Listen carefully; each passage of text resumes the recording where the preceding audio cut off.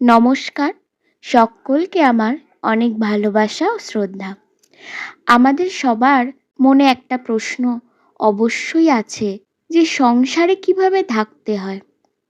তো আমাদের মতোই কোনো এক ভক্ত ঠাকুরকে জিজ্ঞাসা করেছিলেন যে সংসারে কিভাবে থাকতে হয়।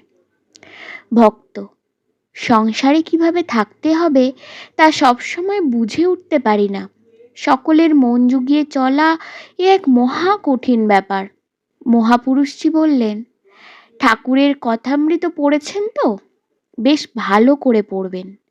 এসব সমস্যার অতি সুন্দর সমাধান ঠাকুরের নিজের কথাই পাবেন। এই সংসার তো আমারও নয়, আপনারও নয়। এই সংসার সৃষ্টি করেছেন ভগবানই।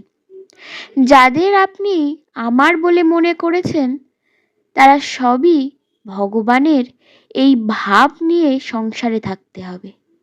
স্ত্রী, পুত্র, কন্যা, আত্মীয় স্বজন সবই ভগবানের জীব। তাদের যতটা সেবা করবেন তা ঠিক নারায়ণ বুদ্ধিতেই করতে হবে। তাহলে আর বেশি জড়িয়ে পড়তে হবে না। অর্থাৎ আমরা যখন আমাদের স্বামী, পুত্র বা স্ত্রী, কন্যা এদের জন্য কিছু করি, তখন ভাবি আমার নিজের লোকের জন্য করলাম। কিন্তু তখন আমরা যদি এভাবে ভাবি যে আমরা নারায়ণের জন্যই করলাম, ওর ভিতরে যে নারায়ণ আছে তার সেবা করলাম, তাহলে হয়তো একটু হলেও আমাদের পথ চলাটা সহজ হয়ে যাবে। তাহলে আর বেশি জড়িয়ে পড়তে হবে না। আর সঙ্গে সঙ্গে চাই বিচার। সৎ সৎ বিচার দ্বারা বৈরাগ্যের উদয় হয়। আপনারা গৃহস্থাশ্রমে রয়েছেন, বেশ তো। তা বলে খুব বেশি জড়িয়ে পড়তে হবে কেন? সকলের প্রতি যতটুকু কর্তব্য আছে ততটা অবশ্যই করবেন, তাও সেবা জ্ঞানে। আপনার উপর তো ভগবানের অশেষ দয়া।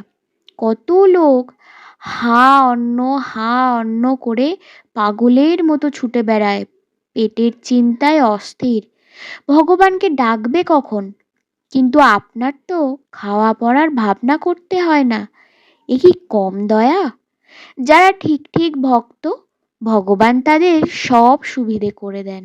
আমাদের সংসারে যেটুকু কাজ আমরা করি সেগুলোকে কর্তব্য ভেবে করলে আর কারোর উপর কিন্তু কোনো রাগ থাকে না।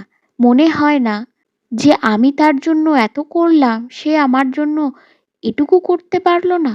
তাই নারায়ণ জ্ঞানে সবাইকে সেবা করলে বা শুধু এটুকু আমার কর্তব্য, এই মায়ের সংসারে মায়ের সন্তানদের সেবা করা আমার কর্তব্য, এই জ্ঞানে যদি আমি সংসারের সমস্ত কাজ করতে পারি, তাহলে কিছুটা হলেও আমাদের ভক্তিপথ সহজ হয়ে যাবে। ধন্যবাদ।